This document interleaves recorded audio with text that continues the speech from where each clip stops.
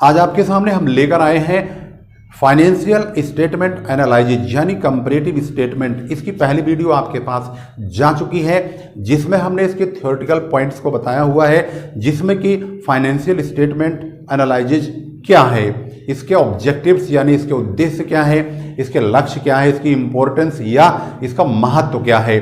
अब इसके बारे में हम न्यूमेरिकल प्रॉब्लम आगे सोल्व करने चल रहे हैं। इससे पहले कि न्यूमेरिकल प्रॉब्लम सोल्व करें, हम इसके बारे में बताना चाहेंगे कि इसमें हम कौन कौन से टॉपिक पर अध्ययन करेंगे। सबसे पहले कंपैरेटिव इनकम स्टेटमेंट होगा, कंपैरेटिव बैलेंस शीट होगी, कॉमन साइज इनकम स्टेटमेंट होगा और कॉमन साइज बैलेंस शीट होगी।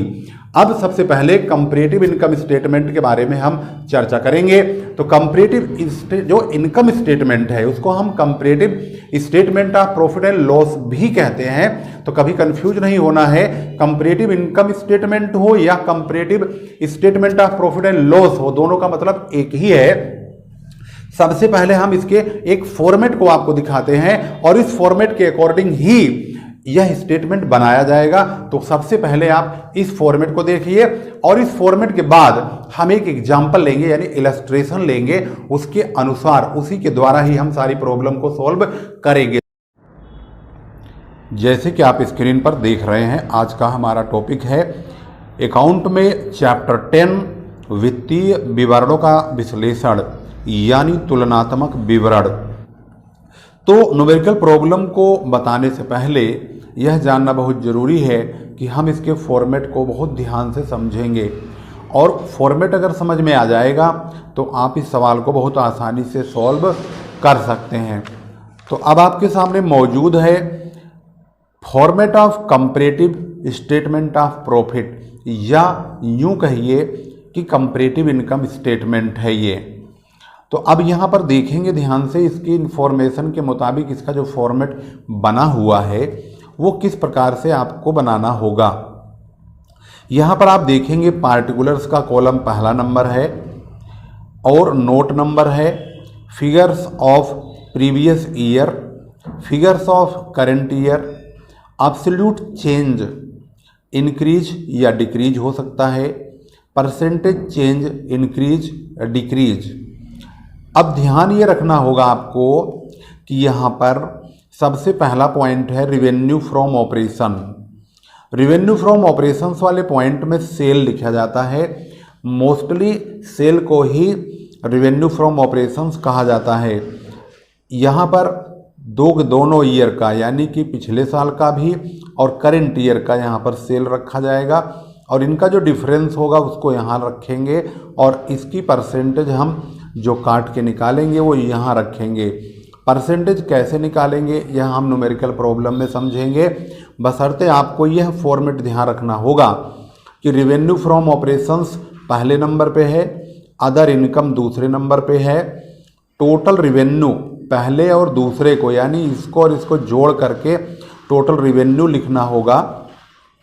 इसके बाद एक्सपेंसेज खर्चों का नंबर आता है। खर्चों को यहाँ पर देखेंगे तो 5 भागों में बांटा हुआ है।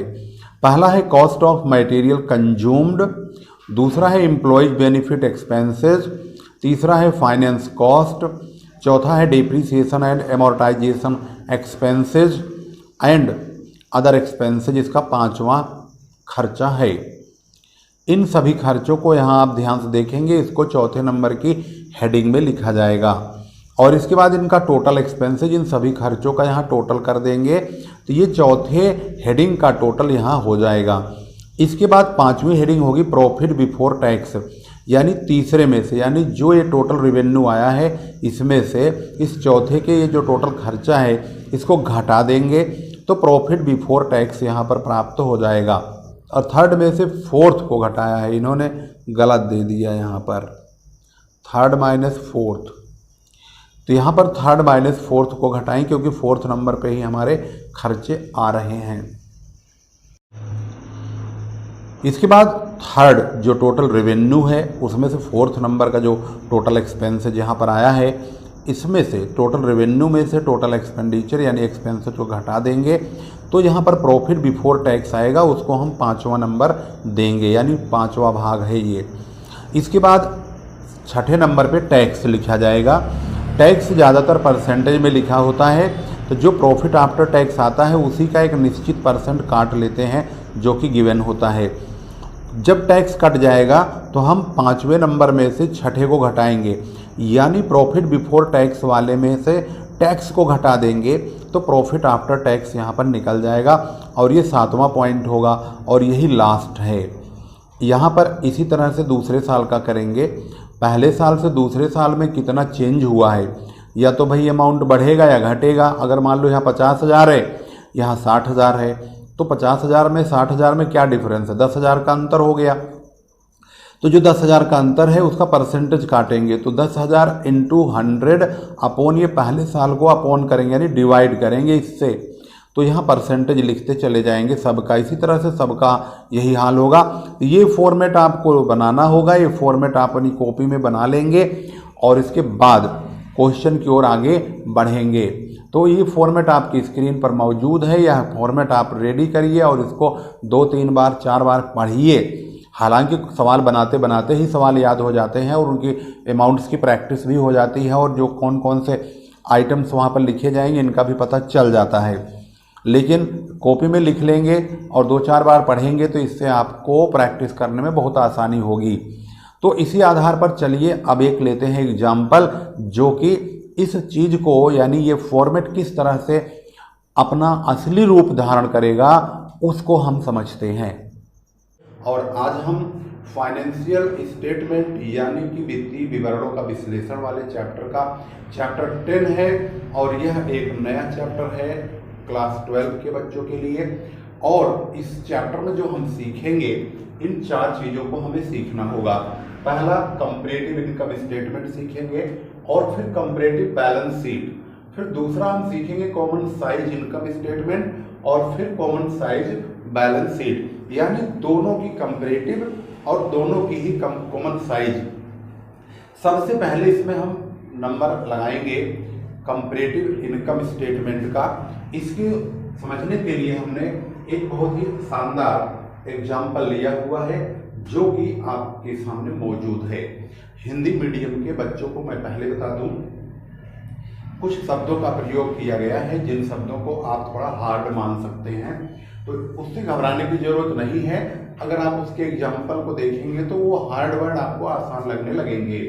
जैसे कि रेवेन्यू फ्रॉम ऑपरेशन, जिसे हिंदी में किताब में प्रचालन से आय लिखा होगा या संचालन आय, तो इसको आप इस रेवेन्यू फ्रॉम ऑपरेशन को सेल कहा जाता है, बिक्री कहा जाता है। और यहाँ पर 2018-19 31 मार्च 2019 को समाप्त होने वाले वर्ष की जो बिक्री है वो 50 लाख है और 31 मार्च 2020 को समाप्त होने वाले वर्ष की जो बिक्री है, जो सेल है, वो 60 लाख रुपए की है। अदर इनकम यानी अन्य आय 25,000 और 40,000 की है। एक्सपेंसिव जिसे हम व्यय कहते हैं, खर्चा कहते हैं, वो 30 लाख है और इसका 36 लाख है। इसी प्रकार से इनकम टैक्स के बारे में इंफॉर्मेशन है 20% और 25%। ये इंफॉर्मेशन है और इसी से ही हमें कंपैरेटिव इनकम स्टेटमेंट बनाने के लिए कहा गया है, जो कि आपको सबसे पहले हमने फॉर्मेट बताया है। उस फॉर्मेट के अकॉर्डिंग ही आपको इस अमाउंट को लिखना होगा। घबराने की जरूरत नहीं है, बहुत ही इजी तरीके से आप इसको समझ जाएंगे। सबसे पहले कंपैरेटिव इनकम स्टेटमेंट नाम डालिए, पार्टिकुलर्स, नोट नंबर, हालांकि इसमें कुछ नहीं लिखा जाता है। 31 मार्च 2019 का यहाँ पर फिगर लिखी जाएगी और 31 मार्च 2020 की लिखी जाएगी, जैसे कि यहाँ लिखा है 2019 31 मार्च और ये 31 मार्च 2020। इसके बाद ये वाला जो कॉलम है ये है एब्सोल्यूट चेंज, यानी कि क्या बदला, यानी यहाँ से यहाँ पर क्या बढ़ा या घटा, जो भी घटा बढ़ा होगा, जितने भी अमाउंट का डिफरेंस आएगा उसी को यहाँ पर लिखा जाएगा। या तो इंक्रीज हो सकता है या डिक्रीज हो सकता है, यानी या तो बढ़ सकता है या घट सकता है। इसी बढ़ने और घटने का यहाँ पर परसेंटेज होगा, परसेंटेज चेंज, इंक्रीज या डिक्रीज, इसलिए यहाँ पर लिखा है परसेंट। अब सबसे पहले नंबर पे फर्स्ट, जैसे कि फॉर्मेट में आपको बताया गया है, स्टार्टिंग होगी रेवेन्यू फ्रॉम ऑपरेशन से। रेवेन्यू फ्रॉम ऑपरेशंस जो कि बिक्री को बोलते हैं, और ये पहले साल की बिक्री यहाँ देखेंगे 50 लाख है तो यहाँ 50 लाख लिखेंगे, और यहाँ पे 60 लाख है तो यहाँ 60 लाख लिखेंगे। अब ध्यान से ये देखना है कि 50 से 60 लाख में जब हम गए तो हमें 10 लाख की बढ़ोतरी नजर आई, यानी 10 लाख बढ़ गए, तो यहाँ पर 10 लाख रुपए लिखे जाएंगे। 60 लाख में से 50 लाख को घटा देंगे, जो आएगा उसको यहाँ लिख देंगे। अब इसका हमें परसेंटेज चाहिए, इसकी 10 लाख का जो परसेंट है वो हम यहाँ लिखेंगे। अब इसका परसेंट कैसे निकालेंगे? इस 10 लाख का परसेंट निकालने के लिए आपको 10 लाख की मल्टीप्लाइकेशन 100 से करनी है, और पहले साल की जो वैल्यू 50 लाख है इसी से डिवाइड करना होगा। 50 लाख से आपको डिवाइड करना है। हर एक चेंजेज में आपको पहले साल से ही डिवाइड करना पड़ेगा। तो यहाँ पर आप देखेंगे, यहाँ पर 6 जीरो है, खत्म हो गए 6 के 6 जीरो। 5 की डिवाइड करेंगे 100 में तो 5 दूनी 10, 20% आया, तो यहाँ पर 20 लिख दिया जाएगा। अब यही जो तरीका है अब आगे भी जारी रखेंगे। दूसरे नंबर पे आपको डालना है अदर इनकम। अदर इनकम क्या है? 25,000 और 40,000। 25,000 ये रहा, 40,000 ये रहा, इन दोनों को टोटल करेंगे तो यहाँ पर टोटल रेवेन्यू आएगा। इसका तीसरा नंबर होगा जिसमें फर्स्ट और सेकंड को जोड़ देंगे, फर्स्ट को और सेकंड को, यानी इन दोनों को जोड़ के यहाँ लिखेंगे। ये हो गया 50,25,000 और ये हो गया 60,40,000।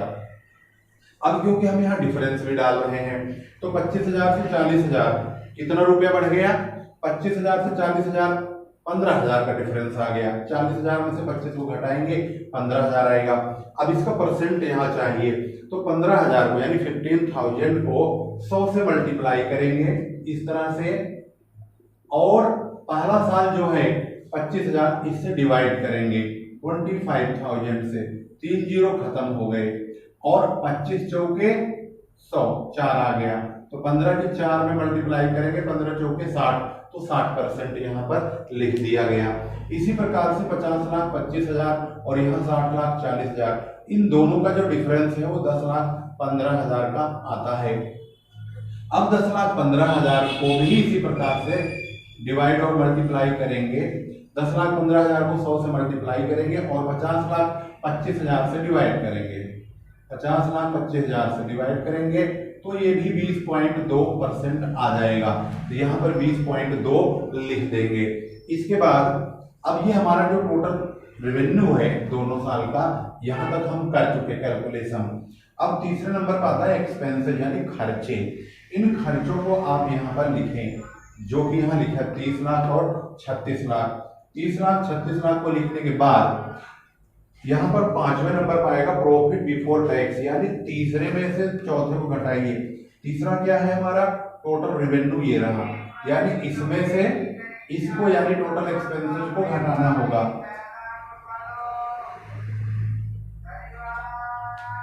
तो अब यहाँ पर हम घटा देंगे 50,25,000 में से 30 लाख को, तो 20,25,000 आएगा, और 60,40,000 में से 36 लाख घटाएंगे तो 24,40,000 आएगा। अब 24,40,000 और 20,25,000 इन दोनों में जो डिफरेंस है वो यहाँ लिखेंगे। इसकी मल्टीप्लाई 100 से करेंगे और इससे डिवाइड करके इसका परसेंट यहाँ पर लिख देंगे।